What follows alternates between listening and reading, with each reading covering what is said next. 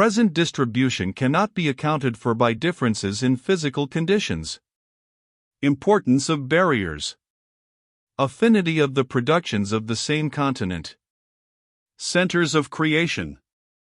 Means of dispersal, by changes of climate and of the level of the land, and by occasional means. Dispersal during the glacial period coextensive with the world.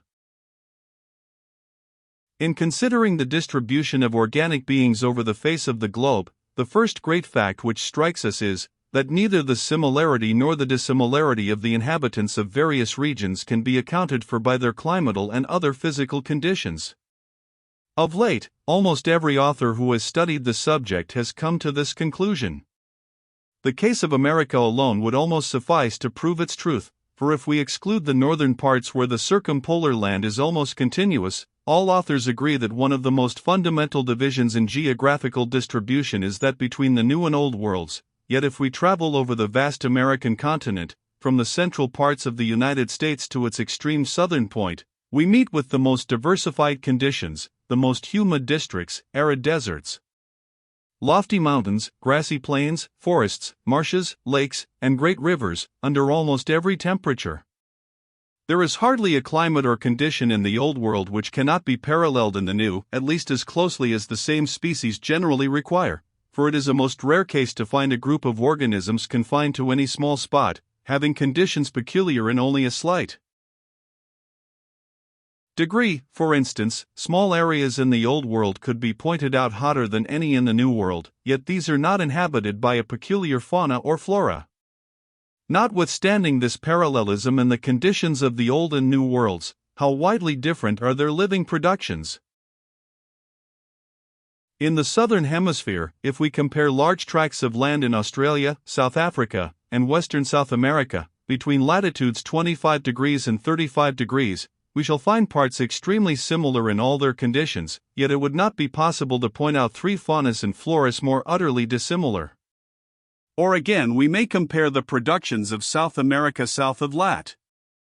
35 degrees with those north of 25 degrees, which consequently inhabit a considerably different climate, and they will be found incomparably more closely related to each other than they are to the productions of Australia or Africa under nearly the same climate.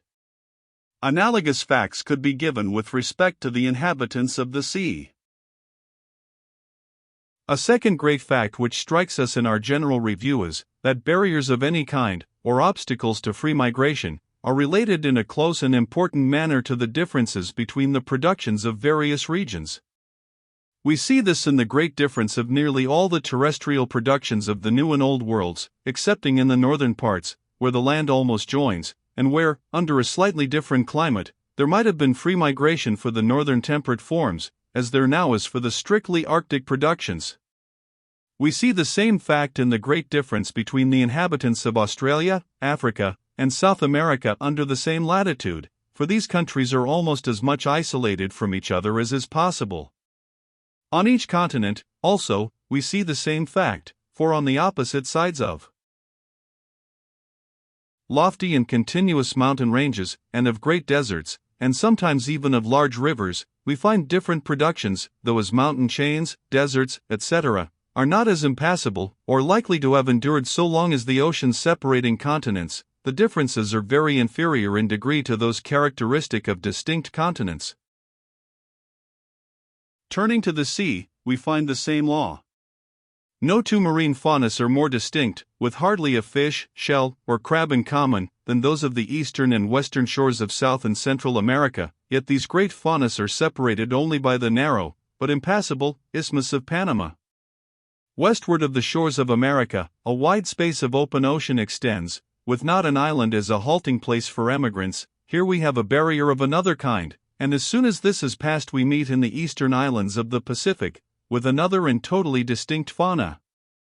So that here three marine faunas range far northward and southward, in parallel lines not far from each other, under corresponding climates, but from being separated from each other by impassable barriers, either of land or open sea, they are wholly distinct. On the other hand, proceeding still further westward from the eastern islands of the tropical parts of the Pacific, we encounter no impassable barriers, and we have innumerable islands as halting places, until after traveling over a hemisphere we come to the shores of Africa, and over this vast space we meet with no well-defined and distinct marine faunas.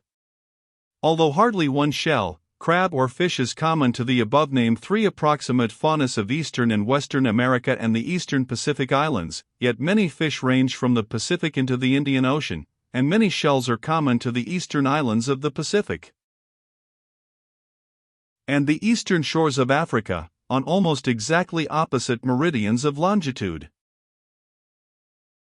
A third great fact, partly included in the foregoing statements, is the affinity of the productions of the same continent or sea, though the species themselves are distinct at different points and stations.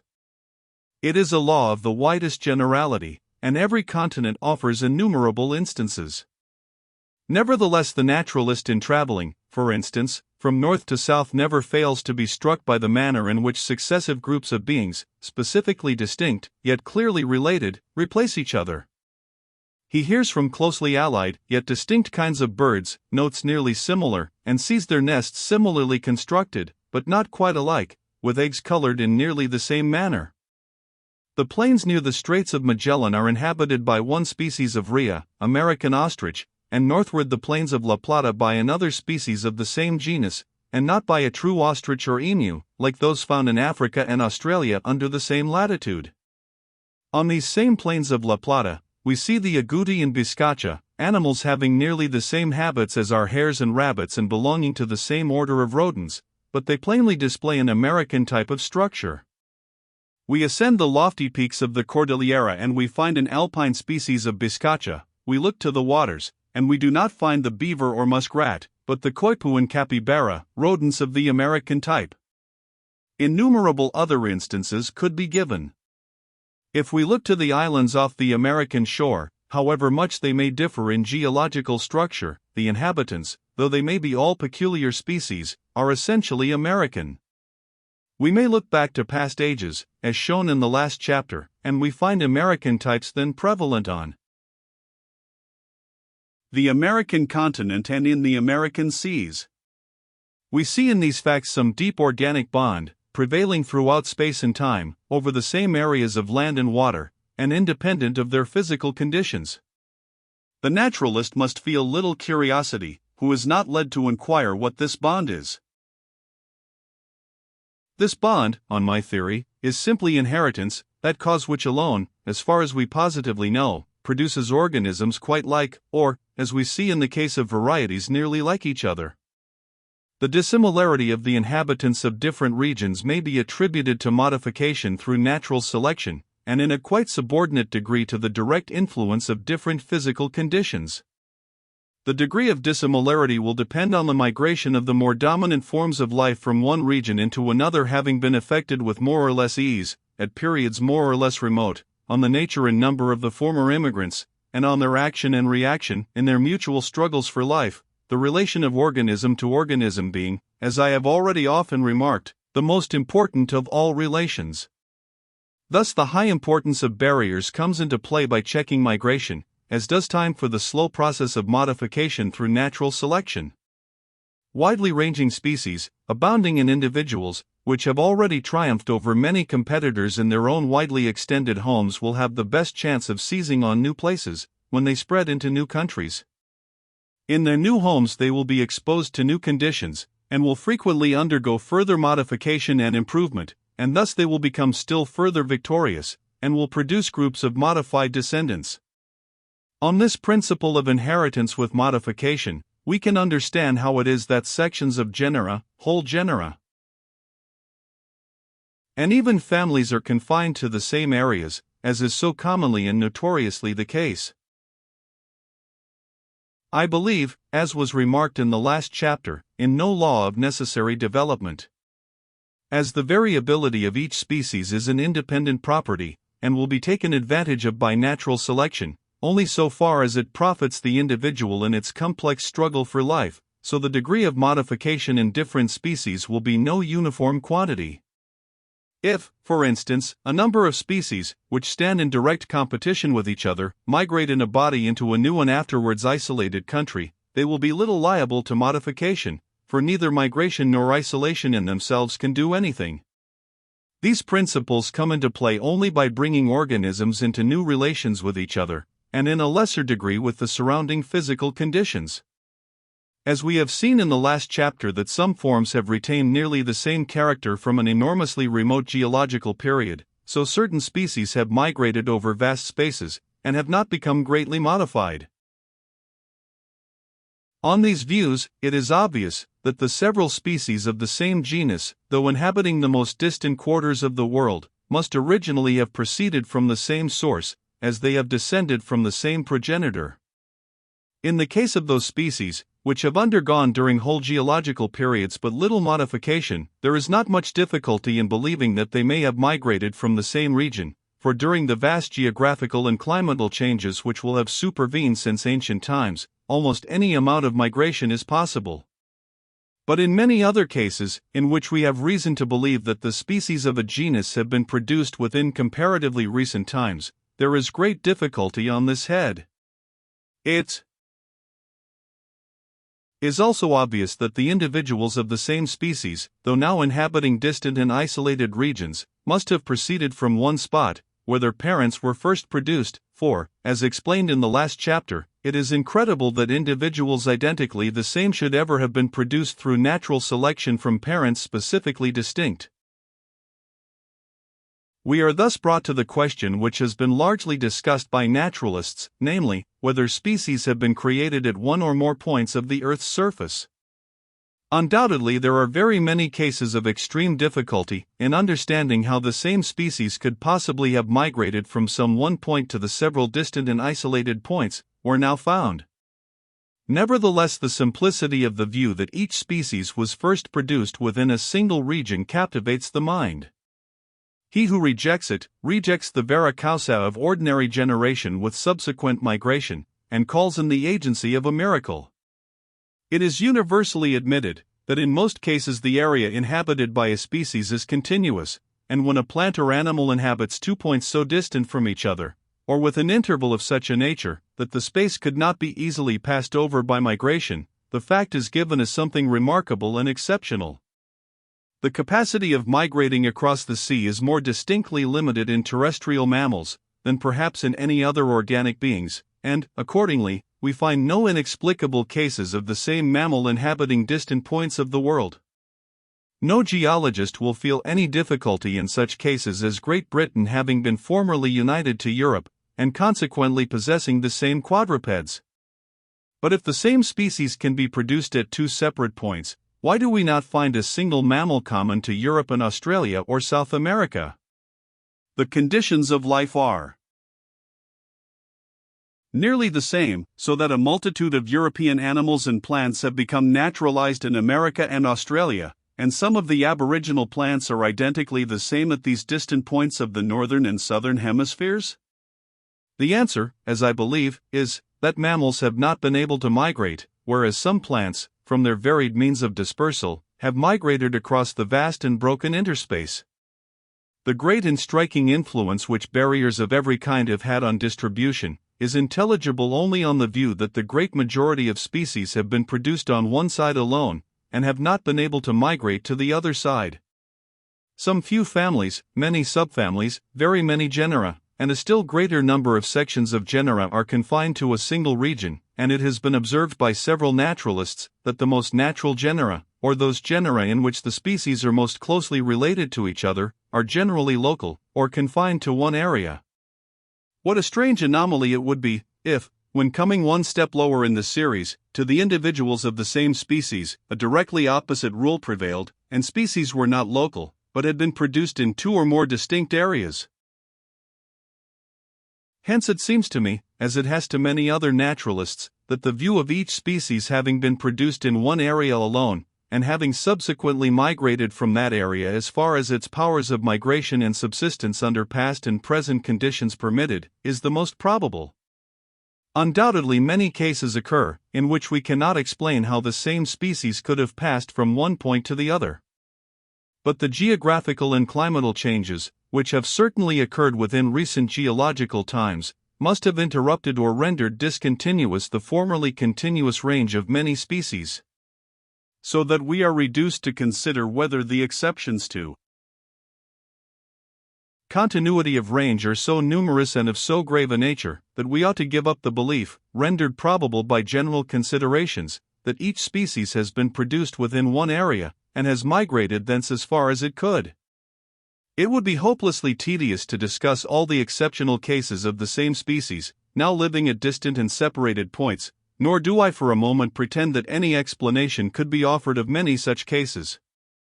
But after some preliminary remarks, I will discuss a few of the most striking classes of facts, namely, the existence of the same species on the summits of distant mountain ranges, and at distant points in the Arctic and Antarctic regions, and secondly, in the following chapter, the wide distribution of freshwater productions, and thirdly, the occurrence of the same terrestrial species on islands and on the mainland, though separated by hundreds of miles of open sea.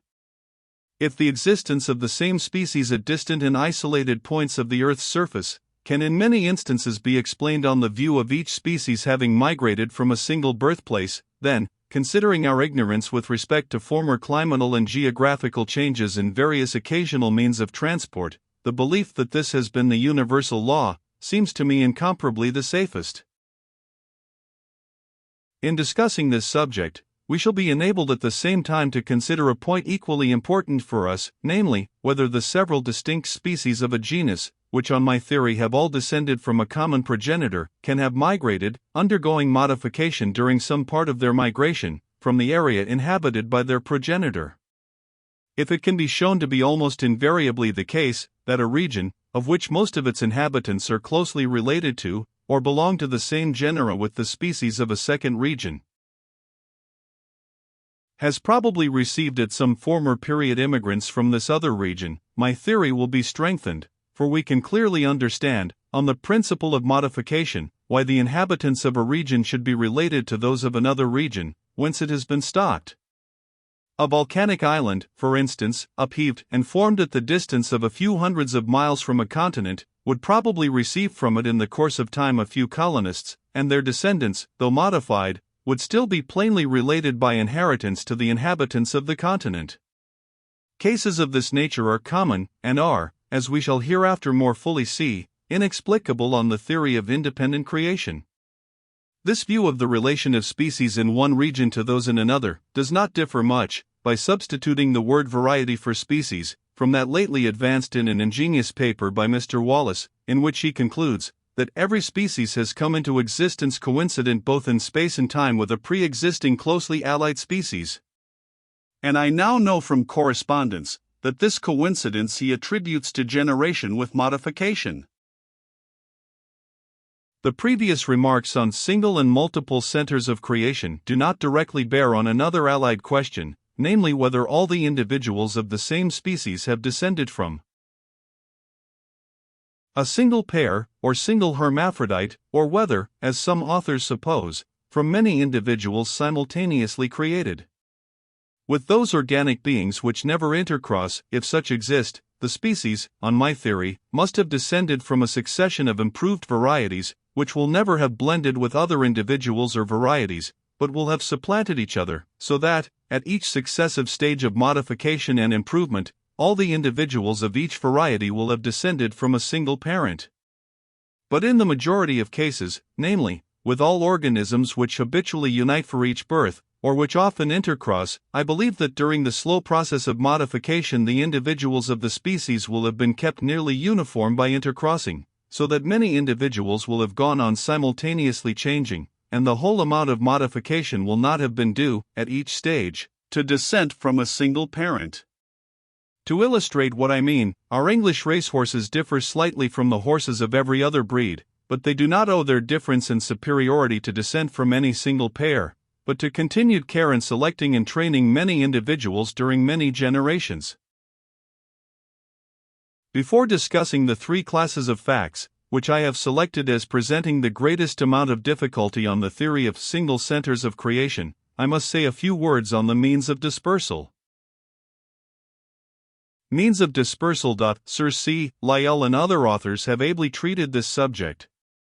I can give here only the briefest abstract of the more important facts.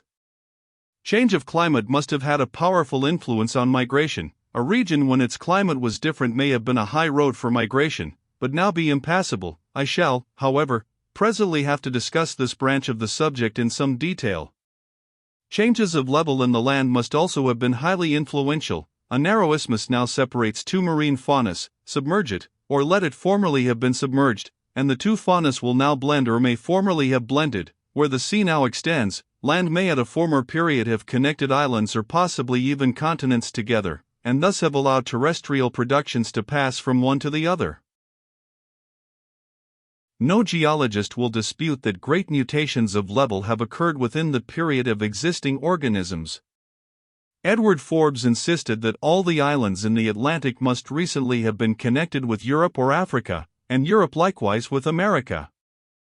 Other authors have thus hypothetically bridged over every ocean, and have united almost every island to some mainland.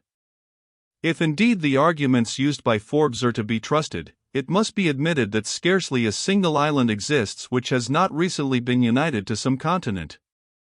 This view cuts the Gordian knot of the dispersal of the same species to the most distant points, and removes many a difficulty, but to the best of my judgment we are not authorized in admitting such enormous geographical changes within the period of existing species.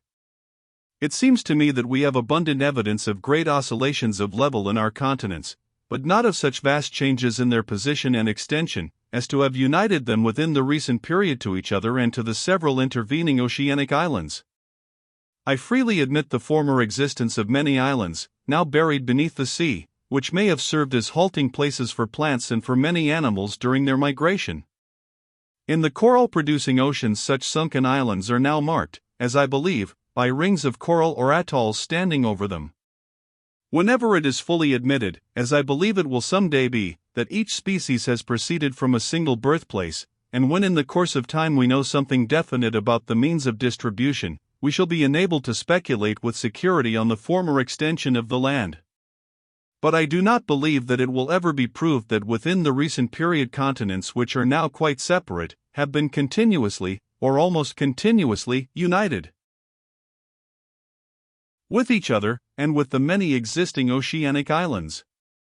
Several facts in distribution, such as the great difference in the marine faunas on the opposite sides of almost every continent, the close relation of the tertiary inhabitants of several lands and even seas to their present inhabitants, a certain degree of relation, as we shall hereafter see, between the distribution of mammals and the depth of the sea, these and other such facts seem to me opposed to the admission of such prodigious geographical revolutions within the recent period, as are necessitated on the view advanced by Forbes and admitted by his many followers. The nature and relative proportions of the inhabitants of oceanic islands likewise seem to me opposed to the belief of their former continuity with continents. Nor does their almost universally volcanic composition favor the admission that they are the wrecks of sunken continents. If they had originally existed as mountain ranges on the land, some at least of the islands would have been formed, like other mountain summits, of granite, metamorphic schists, old fossiliferous or other such rocks, instead of consisting of mere piles of volcanic matter. I must now say a few words on what are called accidental means, but which more properly might be called occasional means of distribution. I shall here confine myself to plants. In botanical works, this or that plant is stated to be ill-adapted for wide dissemination, but for transport across the sea, the greater or less facilities may be said to be almost wholly unknown. Until I tried, with Mr. Berkeley's aid, a few experiments, it was not even known how far seeds could resist the injurious action of seawater. To my surprise, I found that out of 87 kinds, 64 germinated after an immersion of 28 days, and a few survived an immersion of 137 days. For convenience sake I chiefly tried small seeds, without the capsule or fruit, and as all of these sank in a few days, they could not be floated across wide spaces of the sea, whether or not they were injured by the salt water. Afterwards I tried some larger fruits, capsules, etc., and some of these floated for a long time. It is well known what a difference there is in the buoyancy of green and seasoned timber, and it occurred to me that floods might wash down plants or branches, and that these might be dried on the banks, and then by a fresh rise in the stream be washed into the sea. Hence I was led to dry stems and branches of 94 plants with ripe fruit, and to place them on seawater. The majority sank quickly, but some which whilst green floated for a very short time, when dried floated much longer. For instance, ripe hazelnuts sank immediately, but when dried, they floated for 90 days, and afterwards when planted they germinated. An asparagus plant with ripe berries floated for 23 days, when dried it floated for 85 days, and the seeds afterwards germinated. The ripe seeds of Heliocyadium sank in 2 days, when dried they floated for above 90 days, and afterwards germinated. Altogether, out of the 94 dried plants, 18 floated for above 28 days, and some of the 18 floated for a very much longer period. So that as 64/87 seeds germinated after an immersion of 28 days, and as 18/94 plants with ripe fruit, but not all the same species as in the foregoing experiment, floated, after being dried, for above 28 days. As far as we may infer anything from these scanty facts, we may conclude that the seeds of 14 out of 100 plants of any country might be floated by sea currents during 28 days, and would retain their power of germination. In Johnston's Physical Atlas, the average rate of the several Atlantic currents is 33 miles per dm, some currents running at the rate of 60 miles per dm. On this average, the seeds of 14/100 plants belonging to one country might be floated across 924 miles of sea to another country, and when stranded, if blown to a favorable spot by an inland gale, they would germinate. Subsequently to my experiments, M.O. Martins tried similar ones, but in a much better manner, for he placed the seeds in a box in the actual sea, so that they were alternately wet and exposed to the air like really floating plants. He tried 98 seeds, mostly different from mine, but he chose many large fruits and likewise seeds from plants which live near the sea, and this would have favored the average length of their flotation and of their resistance to the injurious action of the salt water. On the other hand, he did not previously dry the plants or branches with the fruit, and this, as we have seen, would have caused some of them to have floated much longer. The result was that 18/98 of his seeds floated for 42 days, and were then capable of germination. But I do not doubt that plants exposed to the waves would float for a less time than those protected from violent movement as in our experiments. Therefore it would perhaps be safer to assume that the seeds of about 10/100 plants of a flora, after having been dried, could be floated across a space of sea 900 miles in width, and would then germinate. The fact of the larger fruits often floating longer than the small is interesting, as plants with large seeds or fruit could hardly be transported by any other means, and Ulf de Condal has shown that such plants generally have restricted ranges. But seeds may be occasionally transported in another manner. Drift timber is thrown up on most islands, even on those in the midst of the widest oceans, and the natives of the coral islands in the Pacific procure stones for their tools solely from the roots of drifted trees, these stones being a valuable royal tax. I find on examination that when irregularly shaped stones are embedded in the roots of trees, small parcels of earth are very frequently enclosed in their interstices and behind them, so perfectly that not a particle could be washed away in the longest transport. Out of one small portion of earth thus completely enclosed by wood in an oak about 50 years old, 3 dicotyledonous plants germinated. I am certain of the accuracy of this observation. Again, I can show that the carcasses of birds, when floating on the sea, sometimes escape being immediately devoured, and seeds of many kinds in the crops of floating birds long retain their vitality. Peas and vetches, for instance, are killed by even a few days' immersion in seawater, but some taken out of the crop of a pigeon, which had floated on artificial salt water for 30 days, to my surprise nearly all germinated. Living birds can hardly fail to be highly effective agents in the transportation of seeds. I could give many facts showing how frequently birds of many kinds are blown by gales to vast distances across the ocean. We may, I think, safely assume that under such circumstances their rate of flight would often be 35 miles an hour, and some authors have given a far higher estimate. I have never seen an instance of nutritious seeds passing through the intestines of a bird, but hard seeds of fruit will pass uninjured through even the digestive organs of a turkey. In the course of 2 months, I picked up in my garden 12 kinds of seeds, out of the excrement of small birds, and these seemed perfect, and some of them, which I tried, germinated. But the following fact is more important: the crops of birds do not secrete gastric juice, and do not in the least danger, as I know by trial, the germination of seeds. Now after a bird has found and devoured a large supply of food, it is positively asserted that all the grains do not pass into the gizzard for 12 or even 18 hours. A bird in this interval might easily be blown to the distance of 500 miles, and hawks are known to look out for tired birds, and the contents of their torn crops might thus readily get scattered. Mr. Brent informs me that a friend of his had to give up flying carrier pigeons from France to England, as the hawks on the English coast destroyed so many on their arrival. Some hawks and owls bolt their prey whole, and after an interval of from 12 to 20 hours, disgorge pellets, which, as I know from experiments made in the zoological gardens, include seeds capable of germination. Some seeds of the oat, wheat, millet, canary, hemp, clover, and beet germinated after having been from 12 to 21 hours in the stomachs of different birds of prey, and 2 seeds of beet grew after having been thus retained for 2 days and 14 hours.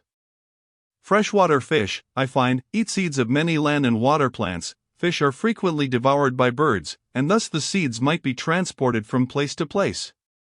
I forced many kinds of seeds into the stomachs of dead fish, and then gave their bodies to fishing eagles, storks, and pelicans. These birds, after an interval of many hours, either rejected the seeds and pellets or passed them in their excrement, and several of these seeds retained their power of germination. Certain seeds, however, were always killed by this process. Although the beaks and feet of birds are generally quite clean, I can show that earth sometimes adheres to them. In one instance I removed 22 grains of dry argillaceous earth from 1 foot of a partridge, and in this earth there was a pebble quite as large as the seed of a vetch. Thus seeds might occasionally be transported to great distances, for many facts could be given showing that soil almost everywhere is charged with seeds. Reflect for a moment on the millions of quails which annually cross the Mediterranean, and can we doubt that the earth adhering to their feet would sometimes include a few minute seeds? But I shall presently have to recur to this subject. As icebergs are known to be sometimes loaded with earth and stones, and have even carried brushwood, bones, and the nest of a land bird, I can hardly doubt that they must occasionally have transported seeds from one part to another of the Arctic and Antarctic regions, as suggested by Lyell, and during the glacial period from one part of the now temperate regions to another. In the Azores, from the large number of the species of plants common to Europe, in comparison with the plants of other oceanic islands nearer to the mainland, and, as remarked by Mr. H.C. Watson, from the somewhat northern character of the flora in comparison with the latitude, I suspected that these islands had been partly stocked by ice-borne seeds, during the glacial epoch. At my request Sir C. Lyell wrote to M. Hartung to inquire whether he had observed erratic boulders on these islands, and he answered that he had found large fragments of granite and other rocks, which do not occur in the archipelago. Hence we may safely infer that icebergs formerly landed their rocky burthens on the shores of these mid-ocean islands, and it is at least possible that they may have brought thither the seeds of northern plants. Considering that the several above means of transport, and that several other means, which without doubt remain to be discovered, have been in action year after year, for centuries and tens of thousands of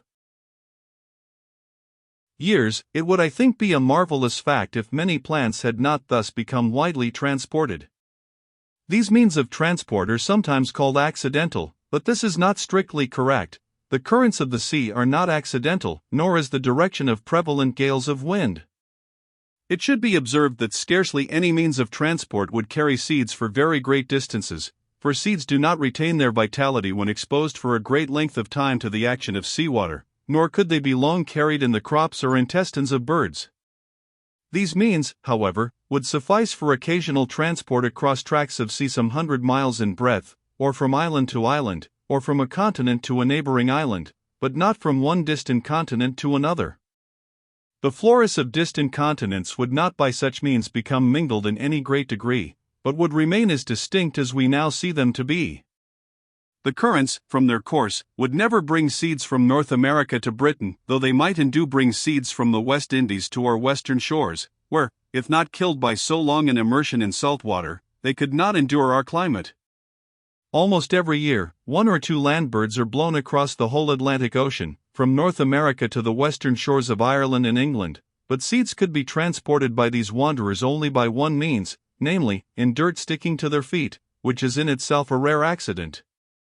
Even in this case, how small would the chance be of a seed falling on favorable soil and coming to maturity? But it would be a great error to argue that because a well-stocked island, like Great Britain, has not, as far as is known, and it would be very difficult to prove this, received within the last few centuries, through occasional means of transport, immigrants from Europe or any other continent, that a poorly stocked island, though standing more remote from the mainland, would not receive colonists by similar means. I do not doubt that out of 20 seeds or animals transported to an island, even if far less well-stocked than Britain, scarcely more than one would be so well fitted to its new home as to become naturalized. But this, as it seems to me, is no valid argument against what would be effected by occasional means of transport, during the long lapse of geological time, whilst an island was being upheaved and formed, and before it had become fully stocked with inhabitants. On almost bare land, with few or no destructive insects or birds living there, nearly every seed, which chanced to arrive, would be sure to germinate and survive. Dispersal during the glacial period. The identity of many plants and animals, on mountain summits, separated from each other by hundreds of miles of lowlands, where the alpine species could not possibly exist, is one of the most striking cases known of the same species living at distant points, without the apparent possibility of their having migrated from one to the other. It is indeed a remarkable fact to see so many of the same plants living on the snowy regions of the Alps or Pyrenees, and in the extreme northern parts of Europe, but it is far more remarkable that the plants on the White Mountains, in the United States of America, are all the same with those of Labrador, and nearly all the same, as we hear from Asa Gray, with those on the loftiest mountains of Europe. Even as long ago as 1747, such facts led Gmelin to conclude that the same species must have been independently created at several distinct points, and we might have remained in this same belief, had not Agassiz and others called vivid attention to the glacial period, which, as we shall immediately see, affords a simple explanation of these facts. We have evidence of almost every conceivable kind, organic and inorganic, that within a very recent geological period, Central Europe and North America suffered under an Arctic climate. The ruins of a house burnt by fire do not tell their tale more plainly than do the mountains of Scotland and Wales, with their scored flanks, polished surfaces, and perched boulders, of the icy streams with which their valleys were lately filled. So greatly has the climate of Europe changed, that in northern Italy, gigantic moraines, left by old glaciers, are now clothed by the vine and maize. Throughout a large part of the United States, erratic boulders, and rocks scored by drifted icebergs and coast ice, plainly reveal a former cold period. The former influence of the glacial climate on the distribution of the inhabitants of Europe, as explained with remarkable clearness by Edward Forbes, is substantially as follows. But we shall follow the changes more readily, by supposing a new glacial period to come slowly on, and then pass away, as formerly occurred. As the cold came on, and as each more southern zone became fitted for Arctic beings and ill-fitted for their former more temperate inhabitants, the latter would be supplanted and Arctic productions would take their places. The inhabitants of the more temperate regions would at the same time travel southward, unless they were stopped by barriers, in which case they would perish. The mountains would become covered with snow and ice, and their former alpine inhabitants would descend to the plains. By the time that the cold had reached its maximum, we should have a uniform Arctic fauna and flora, covering the central parts of Europe, as far south as the Alps and Pyrenees, and even stretching into Spain. The now temperate regions of the United States would likewise be covered by Arctic plants and animals, and these would be nearly the same with those of Europe, for the present circumpolar inhabitants, which we suppose to have everywhere traveled southward, are remarkably uniform round the world. We may suppose that the glacial period came on a little earlier or later in North America than in Europe, so will the southern migration there have been a little earlier or later, but this will make no difference in the final result. As the warmth returned, the Arctic forms would retreat northward, closely followed up in their retreat by the productions of the more temperate regions. And as the snow melted from the bases of the mountains, the Arctic forms would seize on the cleared and thawed ground, always ascending higher and higher, as the warmth increased, whilst their brethren were pursuing their northern journey. Hence, when the warmth had fully returned, the same Arctic species, which had lately lived in a body together on the lowlands of the Old and New Worlds, would be left isolated on distant mountain summits, having been exterminated on all lesser heights, and in the Arctic regions of both hemispheres.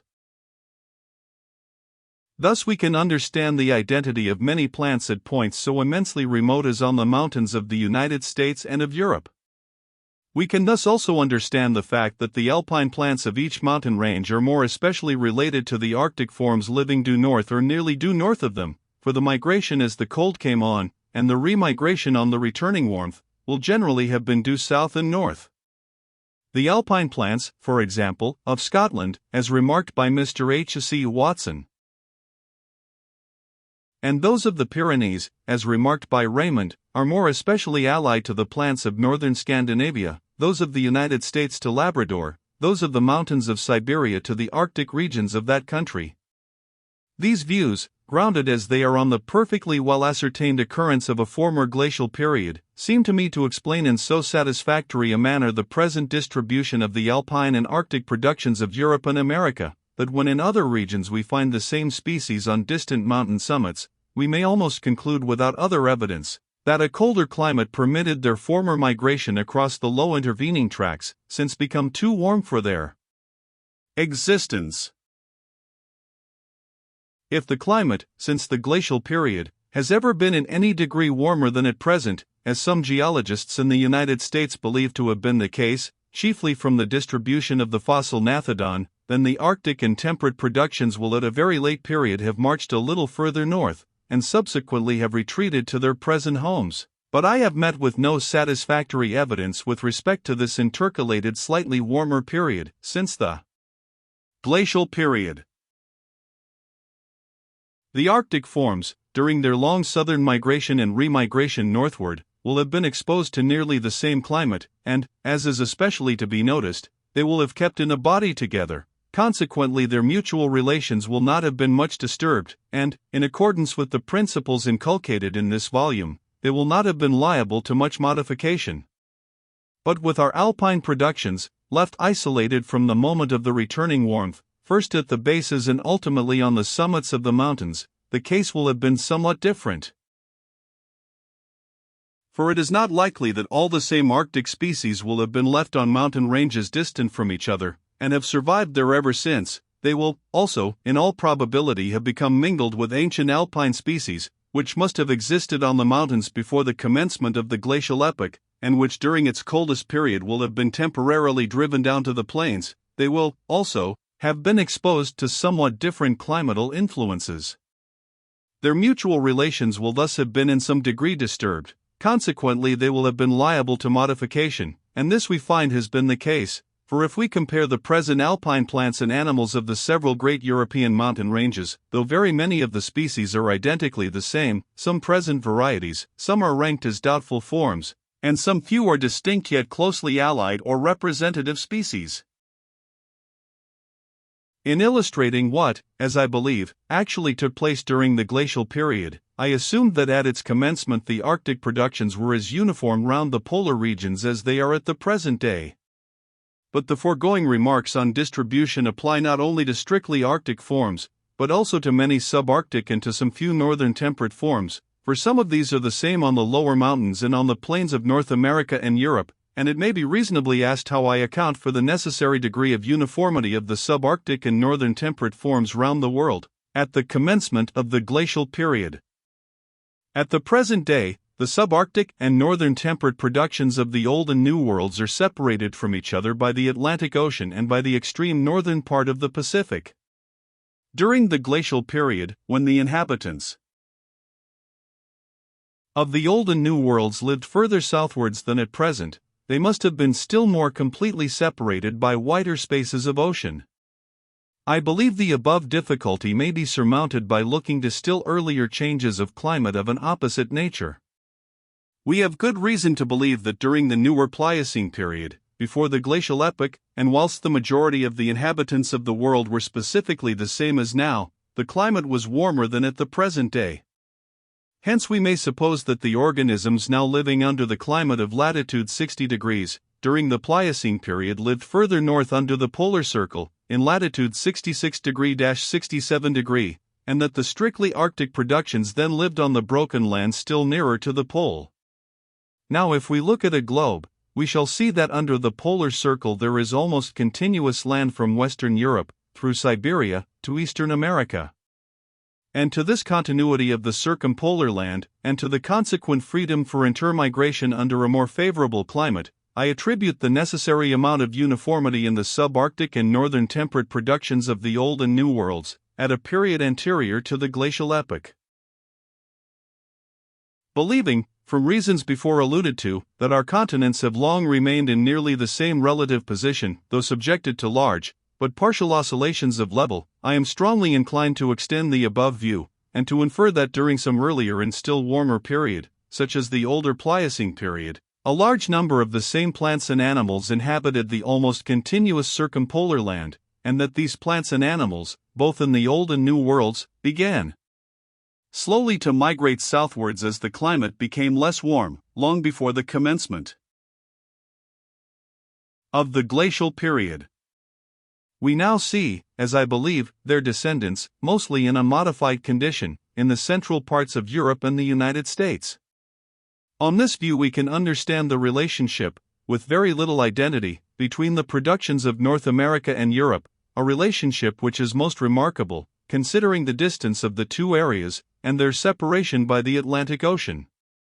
We can further understand the singular fact remarked on by several observers, that the productions of Europe and America during the later tertiary stages were more closely related to each other than they are at the present time, for during these warmer periods the northern parts of the Old and New Worlds will have been almost continuously united by land, serving as a bridge, since rendered impassable by cold, for the intermigration of their inhabitants. During the slowly decreasing warmth of the Pliocene period, as soon as the species in common, which inhabited the New and Old Worlds, migrated south of the polar circle, they must have been completely cut off from each other. This separation, as far as the more temperate productions are concerned, took place long ages ago. And as the plants and animals migrated southward, they will have become mingled in the one great region with the Native American productions, and have had to compete with them, and in the other great region, with those of the Old World. Consequently, we have here everything favorable for much modification, for far more modification than with the alpine productions, left isolated, within a much more recent period, on the several mountain ranges and on the Arctic lands of the two worlds. Hence it has come, that when we compare the now living productions of the temperate regions of the New and Old Worlds, we find very few identical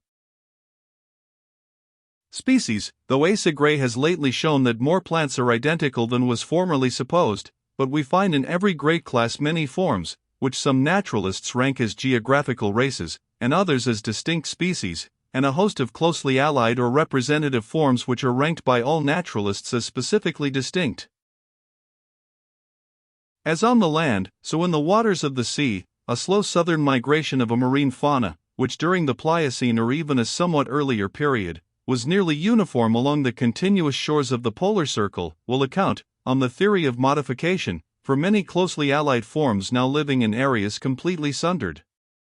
Thus, I think, we can understand the presence of many existing and tertiary representative forms on the eastern and western shores of temperate North America, and the still more striking case of many closely allied crustaceans, as described in Dana's admirable work, of some fish and other marine animals, in the Mediterranean and in the seas of Japan, areas now separated by a continent and by nearly a hemisphere of equatorial ocean. These cases of relationship, without identity, of the inhabitants of seas now disjoined, and likewise of the past and present inhabitants of the temperate lands of North America and Europe, are inexplicable on the theory of creation. We cannot say that they have been created alike, in correspondence with the nearly similar physical conditions of the areas, for if we compare, for instance, certain parts of South America with the southern continents of the Old World, we see countries closely corresponding in all their physical conditions, but with their inhabitants utterly dissimilar. But we must return to our more immediate subject, the glacial period. I am convinced that Forbes's view may be largely extended.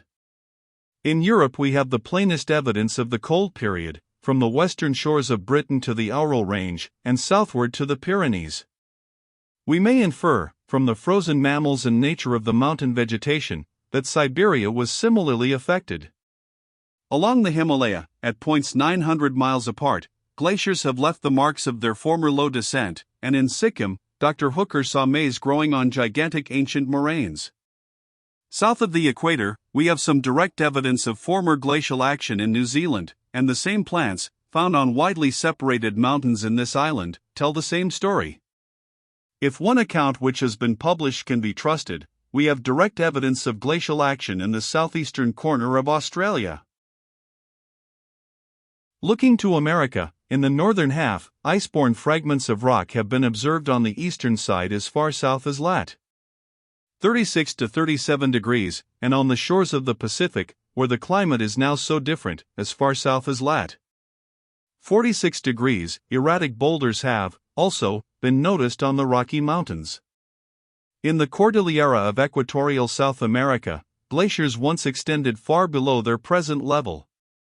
In central Chile, I was astonished at the structure of a vast mound of detritus, about 800 feet in height, crossing a valley of the Andes, and this I now feel convinced was a gigantic moraine, left far below any existing glacier.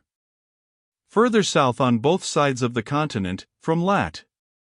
41 degrees to the southernmost extremity, we have the clearest evidence of former glacial action, in huge boulders transported far from their parent source. We do not know that the glacial epoch was strictly simultaneous at these several far distant points on opposite sides of the world. But we have good evidence in almost every case that the epoch was included within the latest geological period. We have, also, excellent evidence that it endured for an enormous time, as measured by years, at each point. The cold may have come on, or have ceased, earlier at one point of the globe than at another, but seeing that it endured for long at each, and that it was contemporaneous in a geological sense, it seems to me probable that it was, during a part at least of the period, actually simultaneous throughout the world. Without some distinct evidence to the contrary, we may at least admit as probable that the glacial action was simultaneous on the eastern and western sides of North America, in the Cordillera under the equator and under the warmer temperate zones, and on both sides of the southern extremity of the continent.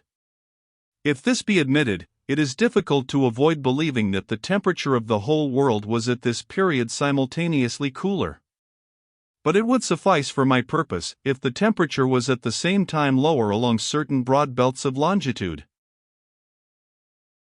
On this view of the whole world, or at least of broad longitudinal belts, having been simultaneously colder from pole to pole, much light can be thrown on the present distribution of identical and allied species. In America, Dr. Hooker has shown that between 40 and 50 of the flowering plants of Tierra del Fuego, forming no inconsiderable part of its scanty flora, are common to Europe, enormously remote as these 2 points are, and there are many closely allied species. On the lofty mountains of equatorial America, a host of peculiar species belonging to European genera occur. On the highest mountains of Brazil, some few European genera were found by Gardner, which do not exist in the wide intervening hot countries. So on the Silla of Caracas, the illustrious Humboldt long ago found species belonging to genera characteristic of the Cordillera. On the mountains of Abyssinia, several European forms and some few representatives of the peculiar flora of the Cape of Good Hope occur. At the Cape of Good Hope, a very few European species, believed not to have been introduced by man, and on the mountains, some few representative European forms are found, which have not been discovered in the intertropical parts of Africa. On the Himalaya, and on the isolated mountain ranges of the peninsula of India, on the heights of Ceylon, and on the volcanic cones of Java, many plants occur, either identically the same or representing each other, and at the same time representing plants of Europe, not found in the intervening hot lowlands. A list of the genera collected on the loftier peaks of Java raises a picture of a collection made on a hill in Europe. Still more striking is the fact that southern Australian forms are clearly represented by plants growing on the summits of the mountains of Borneo. Some of these Australian forms, as I hear from Dr. Hooker, extend along the heights of the peninsula of Malacca, and are thinly scattered, on the one hand over India and on the other as far north as Japan. On the southern mountains of Australia, Dr. F. M. Muller has discovered several European species. Other species, not introduced by man, occur on the lowlands, and a long list can be given, as I am informed by Dr. Hooker, of European genera, found in Australia, but not in the intermediate torrid regions. In the admirable Introduction to the Flora of New Zealand, by Dr. Hooker, analogous and striking facts are given in regard to the plants of that large island. Hence we see that throughout the world, the plants growing on the more lofty mountains, and on the temperate lowlands of the northern and southern hemispheres, are sometimes identically the same, but they are much oftener specifically distinct, though related to each other in a most remarkable manner. This brief abstract applies to plants alone. Some strictly analogous facts could be given on the distribution of terrestrial animals. In marine productions, similar cases occur. As an example, I may quote a remark by the highest authority, Professor Dana, that it is certainly a wonderful fact that New Zealand should have a closer resemblance in its crustacea to Great Britain, its antipode, than to any other part of the world. Sir J. Richardson, also, speaks of the reappearance on the shores of New Zealand, Tasmania, etc., of northern forms of fish. Dr. Hooker informs me that 25 species of algae are common to New Zealand and to Europe, but have not been found in the intermediate tropical seas. It should be observed that the northern species and forms found in the southern parts of the southern hemisphere, and on the mountain ranges of the intertropical regions, are not Arctic, but belong to the northern temperate zones. As Mr. H. C. Watson has recently remarked, in receding from polar towards equatorial latitudes, the alpine or mountain forests really become less and less Arctic. Many of the forms living on the mountains of the warmer regions of the Earth and in the southern hemisphere are of doubtful value, being ranked by some naturalists as specifically distinct, by others as varieties, but some are certainly identical, and many, though closely related to northern forms, must be ranked as distinct species. Now let us see what light can be thrown on the foregoing facts, on the belief, supported as it is by a large body of geological evidence, that the whole world, or a large part of it, was during the glacial period simultaneously much colder than at present. The glacial period, as measured by years, must have been very long, and when we remember over what vast spaces some naturalized plants and animals have spread within a few centuries, this period will have been ample for any amount of migration. As the cold came slowly on, all the tropical plants and other productions will have retreated from both sides towards the equator, followed in the rear by the temperate productions, and these by the Arctic, but with the latter we are not now concerned. The tropical plants probably suffered much extinction, how much no one can say. Perhaps formerly the tropics supported as many species as we see at the present day crowded together at the Cape of Good Hope, and in parts of temperate Australia.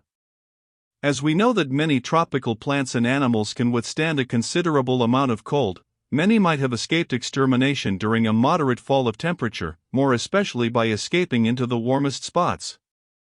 But the great fact to bear in mind is that all tropical productions will have suffered to a certain extent. On the other hand, the temperate productions, after migrating nearer to the equator, though they will have been placed under somewhat new conditions, will have suffered less. And it is certain that many temperate plants, if protected from the inroads of competitors, can withstand a much warmer climate than their own. Hence, it seems to me possible, bearing in mind that the tropical productions were in a suffering state and could not have presented a firm front against intruders, that a certain number of the more vigorous and dominant temperate forms might have penetrated the native ranks and have reached or even crossed the equator. The invasion would, of course, have been greatly favored by high land, and perhaps by a dry climate, for Dr. Falconer informs me that it is the damp with the heat of the tropics which is so destructive to perennial plants from a temperate climate. On the other hand, the most humid and hottest districts will have afforded an asylum to the tropical natives.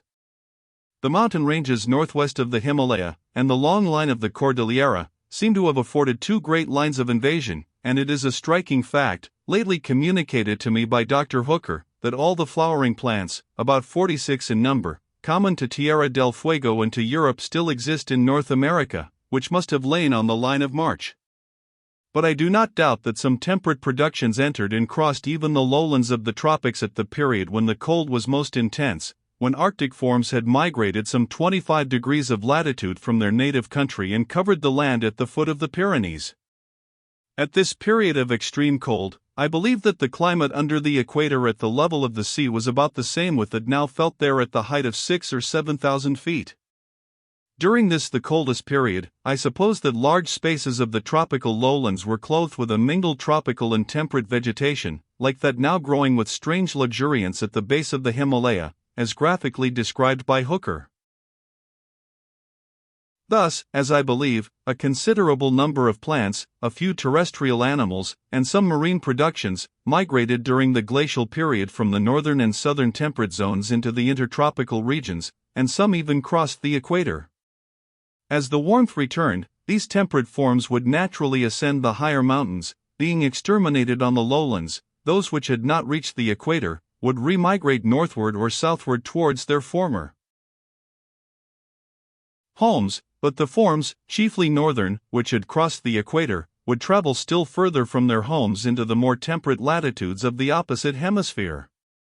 Although we have reason to believe from geological evidence that the whole body of Arctic shells underwent scarcely any modification during their long southern migration and remigration northward, the case may have been wholly different with those intruding forms which settled themselves on the intertropical mountains and in the southern hemisphere.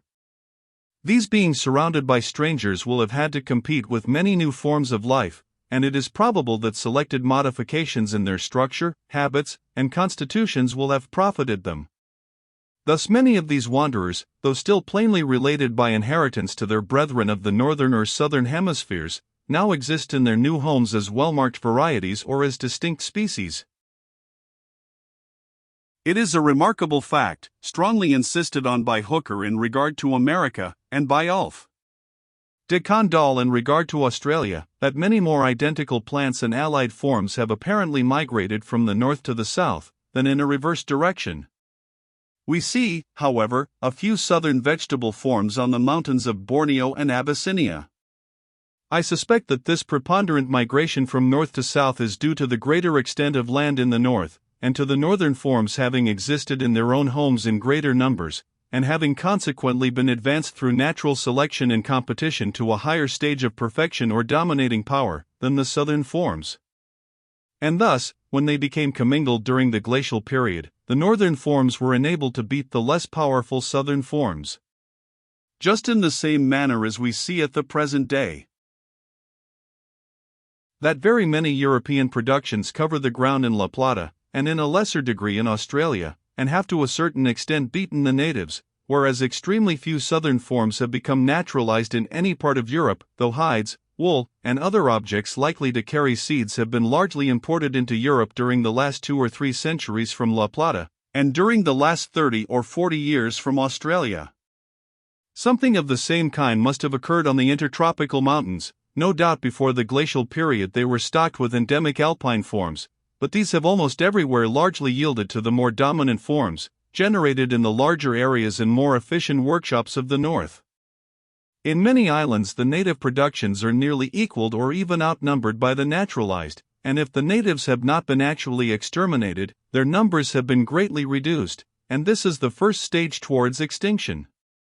A mountain is an island on the land, and the intertropical mountains before the glacial period must have been completely isolated, and I believe that the productions of these islands on the land yielded to those produced within the larger areas of the north, just in the same way as the productions of real islands have everywhere lately yielded to continental forms, naturalized by man's agency. I am far from supposing that all difficulties are removed on the view here given in regard to the range and affinities of the allied species which live in the northern and southern temperate zones and on the mountains of the intertropical regions. Very many difficulties remain to be solved. I do not pretend to indicate the exact lines and means of migration, or the reason why certain species and not others have migrated. Why certain species have been modified and have given rise to new groups of forms, and others have remained unaltered. We cannot hope to explain such facts until we can say why one species and not another becomes naturalized by man's agency in a foreign land, why one ranges twice or thrice as far, and is twice or thrice as common as in other species within their own homes.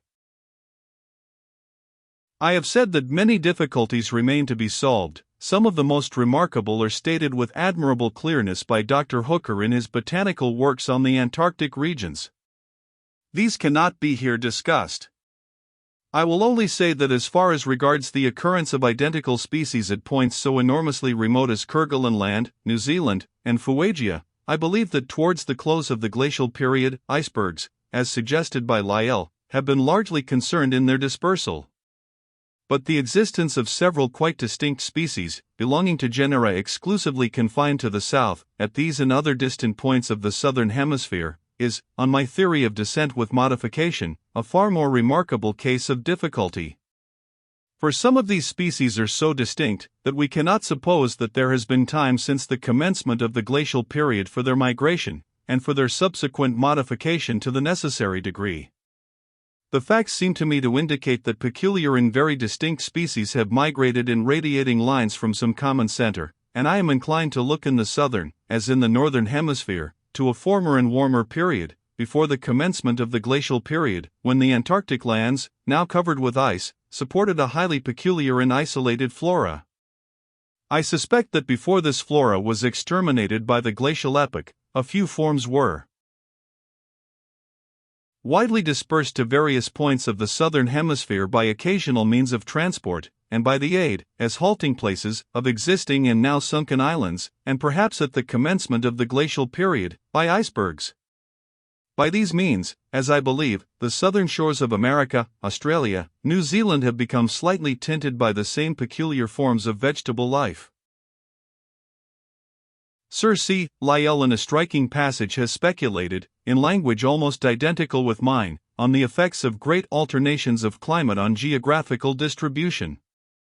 I believe that the world has recently felt one of his great cycles of change, and that on this view, combined with modification through natural selection, a multitude of facts in the present distribution both of the same and of allied forms of life can be explained. The living waters may be said to have flowed during one short period from the north and from the south, and to have crossed at the equator, but to have flowed with greater force from the north so as to have freely inundated the south. As the tide leaves its drift in horizontal lines, though rising higher on the shores where the tide rises highest, so have the living waters left their living drift on our mountain summits, in a line gently rising from the Arctic lowlands to a great height under the equator. The various beings thus left stranded may be compared with savage races of man, driven up and surviving in the mountain fastnesses of almost every land, which serve as a record, full of interest to us, of the former inhabitants of the surrounding lowlands.